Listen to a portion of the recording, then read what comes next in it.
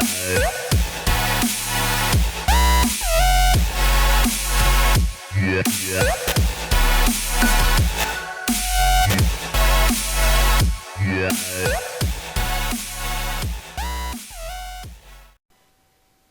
what's up guys? It's Rinku, and today I have a Pokemon guide. This is gonna be how to clone Pokemon X and Y as fast as possible.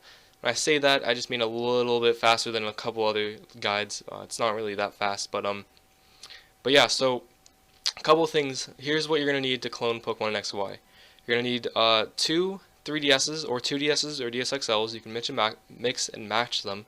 It does not matter at all. You're going to need two Pokemon copies, obviously, two Pokemon X or Ys. You're going to need the Pokemon that you want to clone, and you're going to need the Pokemon that you do not want to clone. The Pokemon that you can throw away to make the clone.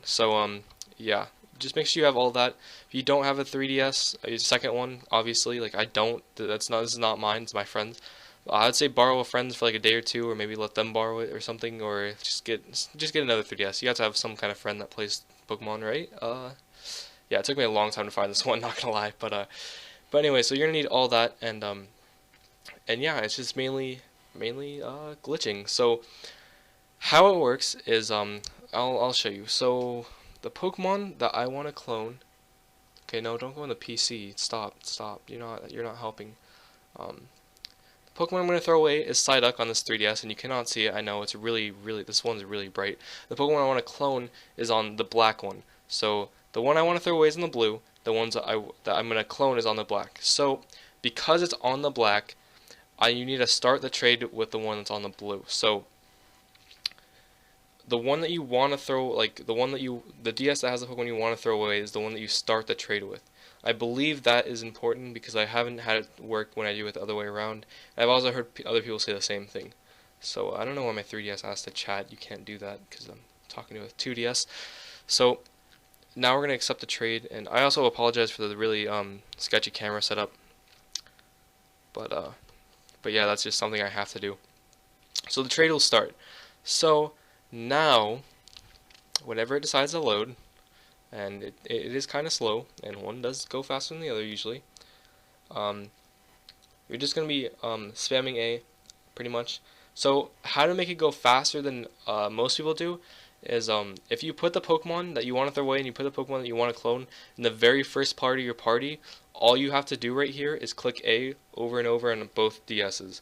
So usually I can do it with one hand, but obviously this setup is really sketchy. So yeah, so if you put it in the first part of your party, which is what I honestly recommend you do because it will save you a lot of time, all you have to do is mash A. You don't have to search for it. You don't have to go through to box 17 and go down and left and right and to click the one that you want to clone. And you have to do that every single time you trade it, especially when it fails over and over and over. So yeah, I'd recommend doing that. And you cannot trade Pokemon that have HMs, I think, or something like that. So if that happens, put it in the box to the left of the battle box and put it on the top right. So all you have to do is click left one time and then click A. So that is what I do. I haven't really heard anybody say that. So yeah, you should probably do that. But as far as the actual cloning process, so I'm going to wait the trade and to explain it a little bit before I actually trade. So basically, the DS that you have the shiny on, which would be my black DS, not my blue. My black DS has the one I want to clone. This is the one we'll be turning off. So how the cloning works is you trade, and while it loads that your trade is successful, you turn the one that originally had the shiny off at an exact time. And doing that will cause both DSs, one DS, the blue one, will think that the trade went through, and the black one will think it didn't. So they'll both end up with the same Pokemon, but the Pokemon that you're trading for will get lost in the process. So you have to make sure you have a really crappy Pokemon like Psyduck here, and that will get deleted forever, and the result will be that you have two shinies in each DS. Now, the timing is, I don't know. I have no idea if it's precise or not. That's the main problem, and I haven't really found any answers. The thing is, a lot of YouTubers say it's 4.5 seconds, and I've also seen a couple people say it's 3.25 seconds.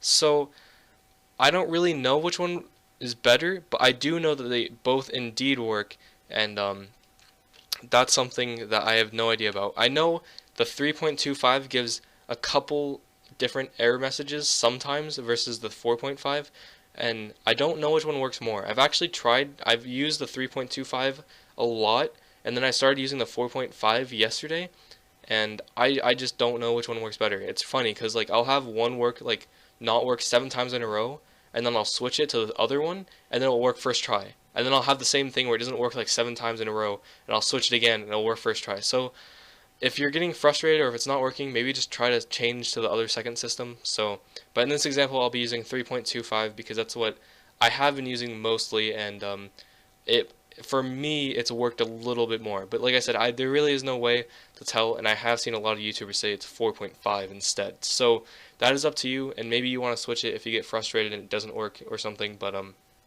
yeah, and the other thing I should say is I think I already said this, but it's guaranteed not to work most of the time. So you can't get frustrated if it doesn't work. And I don't think it has to be the exact time, even if you don't get like even if you get like 3.1 or 3.4. I've actually had it work at 3.4 several times. So if you get it off by like 20-30 milliseconds, it's totally fine. It still has a chance of working, and usually when it doesn't work, it's just entirely random, because I've gotten it on the dot several times and had it not work. So just be prepared for it to fail, and if you do all that, you should be fine, and you should get it eventually. So right now I'm going to try and do it, and pretty much show you when you have to turn it off. So we're going to be turning off the black one, because this is the one I want to clone. And a lot of times when I'm like forgetting which one I clone, which I'm not, I just look at the screen and I see whichever one just got the shitty one. Like, I'm now getting the Psyduck, so I know this is the one I'm going to turn off. That's like a little thing that I do, because I usually multitask when I do this and forget which one.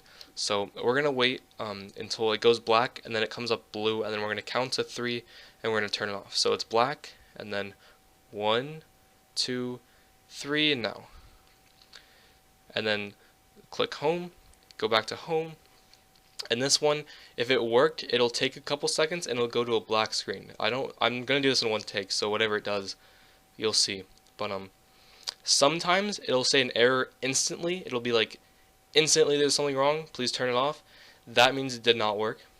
Sometimes it says after like 4 seconds it'll say there's an error, and it'll be like a white box, and it'll say something went wrong.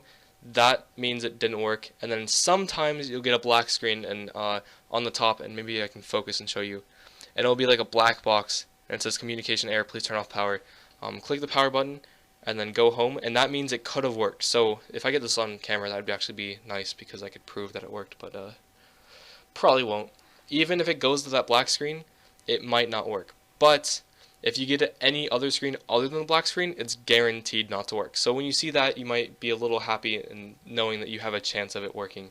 So and normally I have my phone, which I'm currently using to record, right here, and I time it every time so I can at least see. I have a better idea. I would not recommend counting in your head, because you could get it totally wrong. When I was first trying to do this, I'd like yeah, so it did not work. I still have a Psyduck, and I still have Skidoo. So even though that was a pretty good timing actually, but so I would highly recommend using a timer, and I'd actually recommend stopping the timer when you turn off the power, so you see how accurate you were. So I do that just so like I can see how accurate I was, because if you're more than 30 milliseconds, like too early or too late, that might be kind of bad. So but yeah, that is my guide. I think I covered everything in this guide. It's kind of like, it's a little 10 minutes. I guess it's not that bad. But and as you saw, that was pretty much flawlessly planned out, and I did not get a clone. So it is most likely not going to work. But it does work, and I usually get one anywhere from 5 to 30 minutes. So if you just stick at it, you'll eventually get a couple per hour, and it's definitely worth it. I mean, if you want 2 awesome Pokemon and you only have 1, well, you can clone it and get a second one. So yeah, that'll be my guide, and stay tuned for more Pokemon videos. Hopefully I'll make a team and start doing battles soon and uploading more videos. But yeah, I definitely wanted to make this video to help any of my subscribers, anyone else, or anyone that watched another guide and just didn't know if they were legit or not. I can assure you that it is legit, and I have plenty of clones to prove it, and I'm sure I'll have proof on my live stream that it does work if you want absolute proof. But yeah, that is my guide, and I'm gonna go because I need to clone Pokemon all night. See you guys later.